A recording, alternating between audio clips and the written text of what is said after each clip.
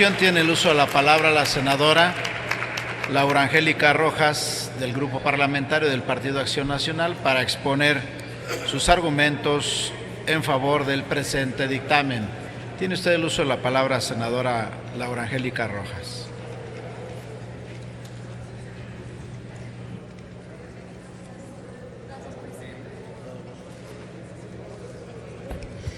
Muchas gracias, presidente.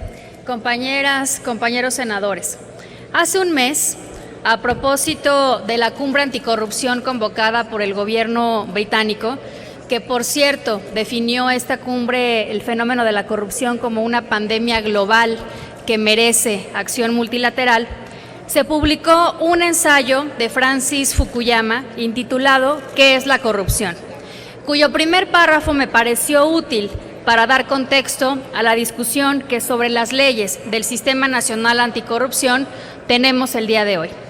La corrupción, dice Fukuyama, se ha convertido en el problema característico del siglo XXI. Así como el siglo XX se caracterizó por grandes luchas ideológicas entre democracia, fascismo y comunismo, hoy la mayoría de los países del mundo han adoptado el modelo democrático, o al menos intentan tener elecciones competitivas. Lo que realmente distingue a los sistemas políticos hoy día es el grado en el que las élites gobernantes usan el poder a favor del interés público o el grado en el que lo usan para enriquecerse ellos mismos, sus amigos o sus familias. Ya sea que hablemos de Rusia, Venezuela, Afganistán o Nigeria, en todos estos países se llevan a cabo elecciones de líderes con cierto grado de legitimidad democrática. Lo que diferencia a estos países de países como Dinamarca, Suecia, Canadá o Alemania, que están en los niveles más bajos de percepción de la corrupción, no son los procesos electorales, sino la calidad de los gobiernos que emergen de estos, de su cultura de rendición de cuentas y de qué tanto son o no corruptos. Aquí termino con el texto de Fukuyama. La corrupción, se ha dicho mucho, es hoy día el principal problema estructural de nuestro país y el más grande obstáculo para su desarrollo. Su afectación no se limita a la pérdida directa de los recursos de los mexicanos que se quedan en los bolsillos de los corruptos, sino también afecta a la economía a escala nacional, evita la generación de bienes públicos, transgrede los derechos humanos, evita la redistribución del ingreso y mina la confianza en la democracia. No en vano, México ocupa el último lugar de satisfacción de sus ciudadanos con la democracia de nuestra región. Y no en vano, en todas las encuestas, el primer problema que viene a la mente de la mayoría de los mexicanos es precisamente la corrupción. Porque de todos los males del país, todos y cada uno se relacionan de algún modo con la corrupción, ya sea la falta de medicamentos en los hospitales, los peajes más altos en las carreteras, los baches en nuestras calles, la pobreza que no se reduce, la desigualdad que crece, la inseguridad que no cede, la enorme impunidad y, en general, un deficiente desempeño de las administraciones públicas. México tiene una calificación de 35 puntos sobre 100 en el último índice de percepción de la corrupción, ubicado en la posición 95 de un total de 167 países evaluados, es decir, estamos en la mediocridad a la mitad de la tabla. De acuerdo con la Encuesta Nacional de Calidad e Impacto Gubernamental 2015, se estima que hay más de 30,000 víctimas de corrupción por cada 100,000 habitantes, asociadas con la realización de trámites, pagos o que tuvieron algún contacto con servidores públicos en áreas urbanas. El costo total a consecuencia de la corrupción en la realización de trámites, pagos, solicitudes de servicios públicos y otros contactos con autoridades fue de 6,418 millones de pesos, lo que equivale a 2,799 pesos por persona afectada. Mientras que el costo a consecuencia de la corrupción en el contacto con autoridades de seguridad pública fue de 1,002 millones de pesos, lo que representó 972 pesos por persona afectada. Asimismo, se estima que en promedio 14% de los ingresos de las familias mexicanas en un año se destina al pago de sobornos. Además, está la corrupción política, esa que se define como el abuso de las posiciones públicas para el beneficio privado. Tanto la iniciativa ciudadana 3 de 3, respaldada por más de 630,000 ciudadanos, como los resultados de las elecciones del pasado 5 de junio, representan un fuerte mensaje de la ciudadanía a toda la clase política. Esta es: estamos hartos de la corrupción y el que abuse del poder se va.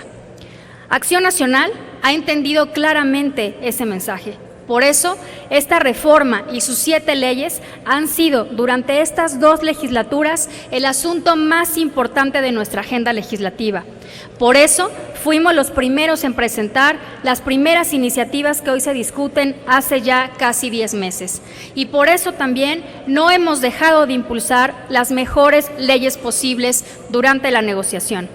También, por eso, hoy en la mañana anunciamos que promoveremos más tarde que los formatos de publicidad de las declaraciones patrimonial, de intereses y fiscal sean adoptados de una vez por la Ley General de Responsabilidades de los Servidores Públicos en los términos en los que esos más de 630,000 ciudadanos la conocen y la promueven.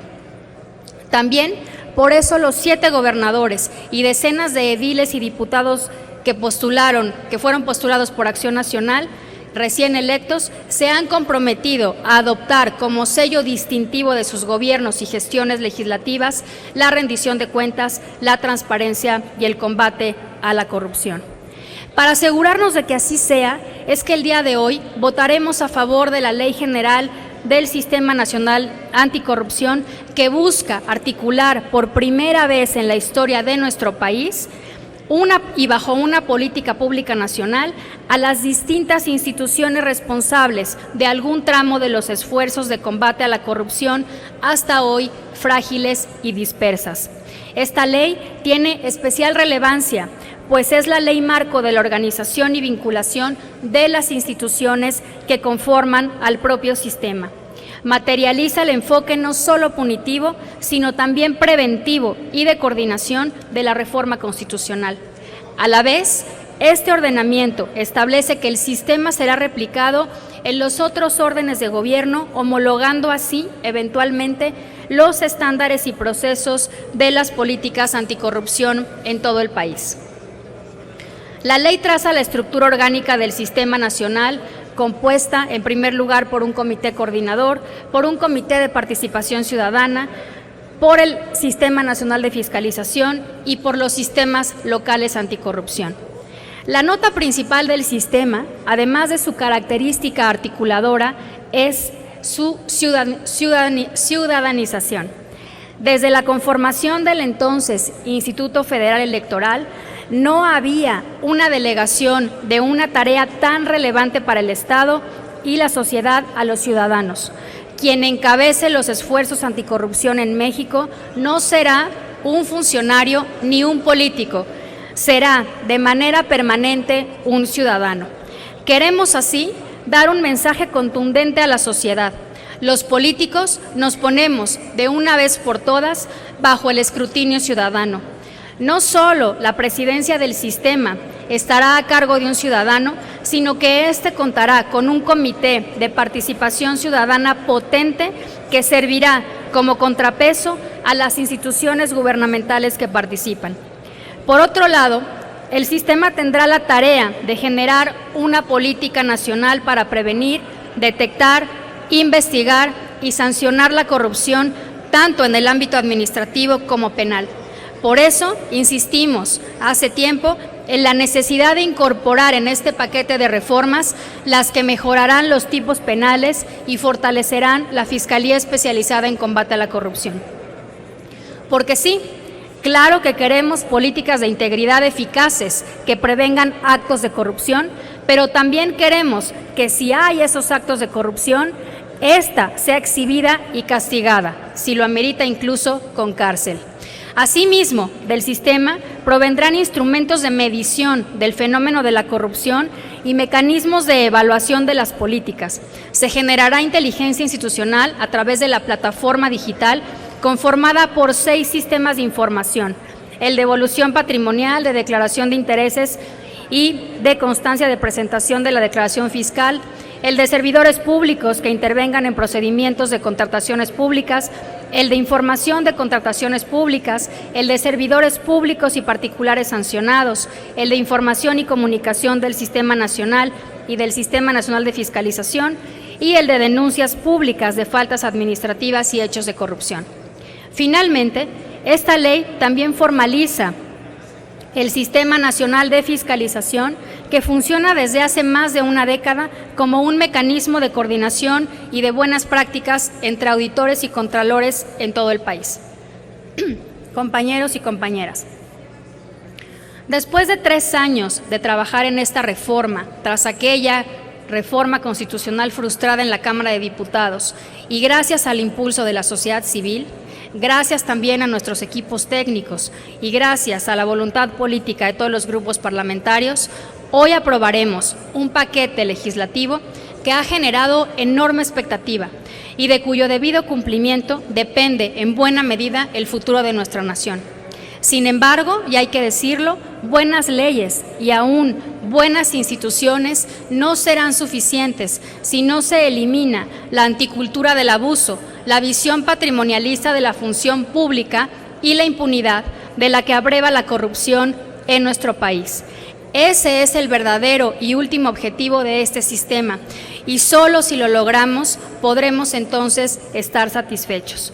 Para ello hay que seguir trabajando en la otra decena de leyes que habrá que armonizar para atacar, por ejemplo, en la Ley de Obras Públicas, la gran corrupción en las contrataciones, a través de las cuales muchos empresarios se han hecho millonarios a costa del erario público y tanto ellos como los políticos responsables de esa corrupción tienen que rendir cuentas. Mención aparte merece el modelo de publicidad gubernamental que también genera o al menos solapa la corrupción a través de la compra del silencio o de los aplausos de ciertos medios de comunicación en todo el país.